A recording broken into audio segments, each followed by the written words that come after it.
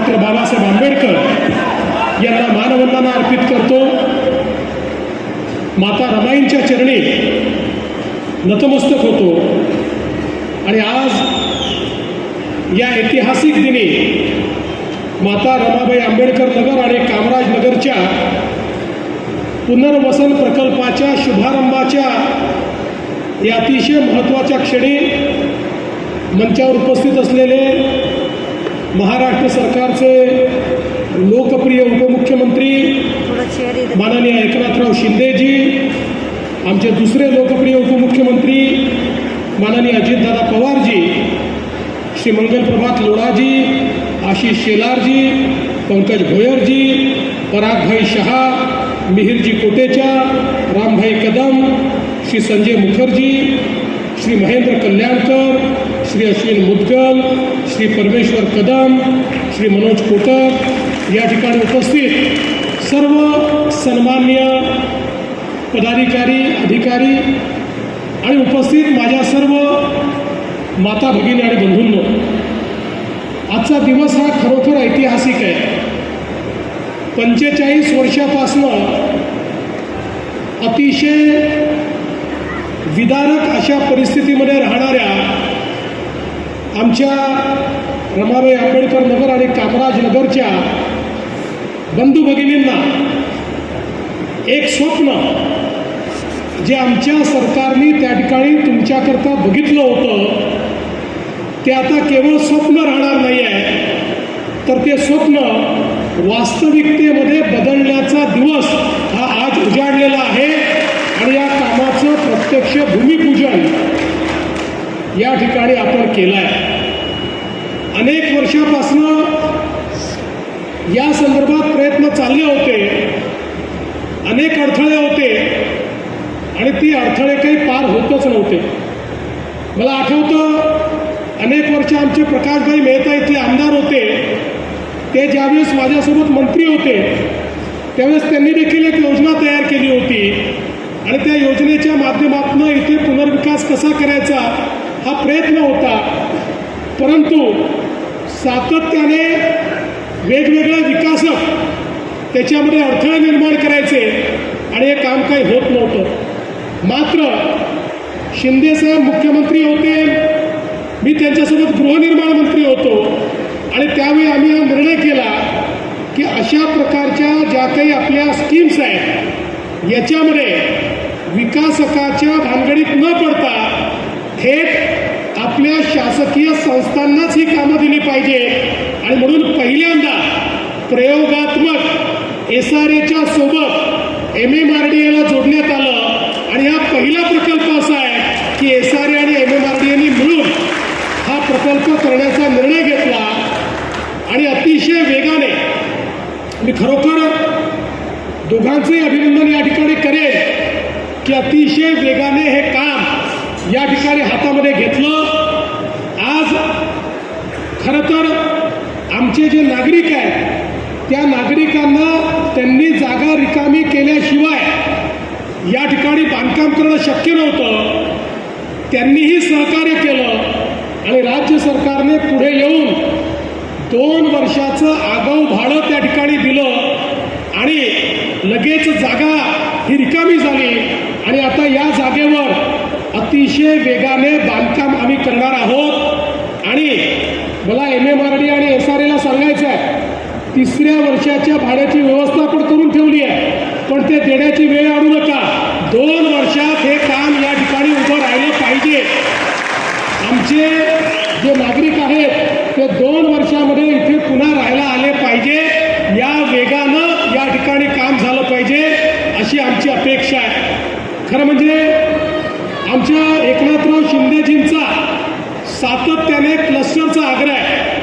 त्यांनी ठाण्यामध्ये अतिशय चांगले क्लस्टर तयार केले. आणि आता परवा आमच्या मंत्रिमंडळाच्या बैठकीमध्ये आम्ही हा निर्णय केला की मुंबईमध्ये मोठ्या क्लस्टरची आम्ही पॉलिसी आणली आणि झोपडपट्ट्यांनाही क्लस्टरमध्ये त्या ठिकाणी विकसित करण्याचा आम्ही निर्णय घेतला.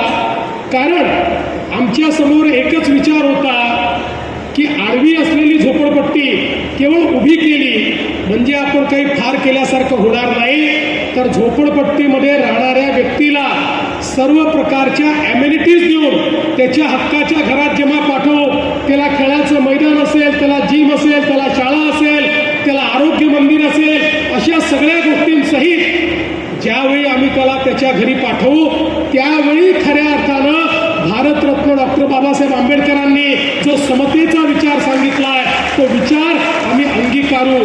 आणि म्हणून आम्ही हा निर्णय केला की 2 पैसे प्रॉफिटमध्ये कमी झाले तरी हरकत नाही, पण आता क्लस्टरच्या माध्यमातून झोपडपट्टीचा विकास आम्ही करणार आहोत. 50-50 एकराचे क्लस्टर्स हे आम्ही आयडेंटिफाय केलेले आहेत आणि या क्लस्टरच्या माध्यमातून मुंबईतला झोपडपट्टीत राहणारा आमचा जो बंधू आहे, भगिनी आहे, यांना अतिशय सुंदर घर आणि त्यासोबत सर्व प्रकारच्या ॲम्युनिटीज या मोफत प्रोव्हाइड करण्याचं काम हे आपल्या सरकारच्या माध्यमातून यापुढे होणार आहे. या मुंबईला स्लम फ्री करण्याच्या संदर्भात अनेक लोकांनी वल्गना केल्या, पण आपण बघा, पहिल्यांदा आमच्या सरकारमध्ये याची सुरुवात झालेली आहे.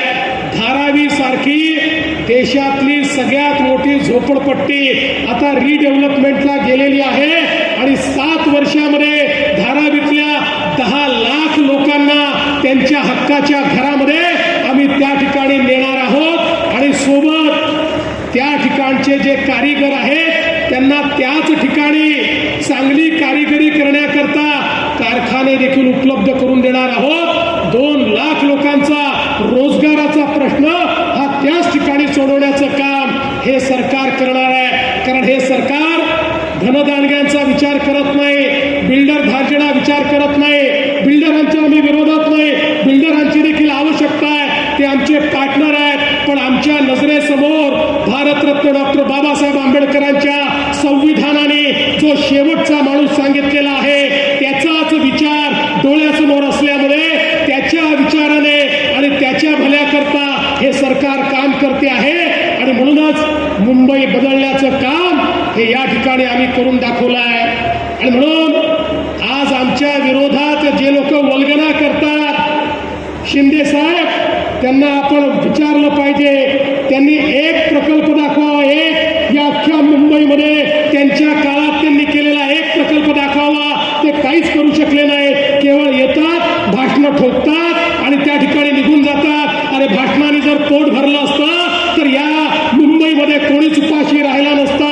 भाषणाने पोट भरत नाही, विकासानं पोट भरतं, विकासानं रोजगार निर्माण होतो, विकासानं लोकांच्या हाताला काम मिळतं, घर मिळालं तर त्या ठिकाणी सामान्य माणसाच्या जीवनात परिवर्तन होतं आणि ते करण्याचं काम या महाराष्ट्राचं आमचं सरकार, तुम्ही जी निवडून दिलेली ही त्रिमूर्ती आहे, आम्ही तिघं आणि आमचे सहकारी या ठिकाणी हे काम करतो.